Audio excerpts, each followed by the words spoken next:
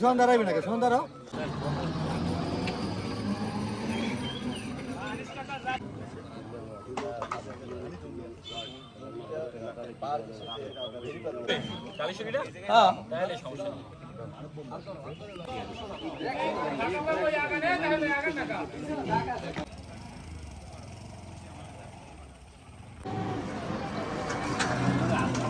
জমির নামা দিয়া আর কি মাটি কাটিয়ে নিয়ে গেছে।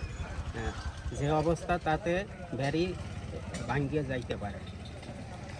কাগজি মিলিতির পরে ব্যারিকেডটা দেওয়া হয়েছে। এই ব্যারিকেড এখন পর্যন্ত এই যারা দুর্বৃত্তরা রাতের অন্ধকারে কখন কিভাবে মাটি কেটে যায় না, যেভাবে মাটি কেটে তাতে আমাদের মনে হয় বেরিটা থাকবে না। যদি বেরিটা চলে যায় তো আমাদের ফসলাদি থাকবে না। অতএব উদ্যতন কর্মকর্তার কাছে আমি আহ্বান রাখিয়া আমার বক্তব্য শেষ করছি। আল্লাহ হাফেজ। যে ওই যে আবাদ যে করে এই আবাদটা পুরোটাই নষ্ট হয়ে যাবে। আমাদের একটাই অনুরোধ টিওনো মহোদয়ের কাছে যে এইটার একটু সুষ্ঠু তদন্ত করুক, এই সাথে কারা জড়িত। এখানে কিন্তু বাইরের কেউ নেই না, এইটা আমাদের আশেপাশে এই যে 22 তিনটেই খোলা, এই খোলাই নেছে।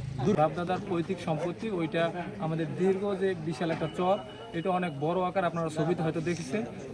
এই চরের আকারে যে আমাদের বসত যে জমিটা আছে, যে জমিটা চাষাবাদ হয়, ওই জমিটার পর ভেরিবাদের পর একটা অংশ ওইটা যার মালিক ওই উপরের জমি সে ওইটা বহন করে। কিন্তু ওইটা আপনার মনে করেন রাতের আধারে কে বা কাহারা নেয় আমরা এটা নিশ্চিত না। এই জায়গায় ঢেকু দিয়া এবং নিচে একটা পল্টন থাকে, ওইটা উপর রাইখা তারপর রাতের আধারে গভীর করে এমনভাবে নেয় যে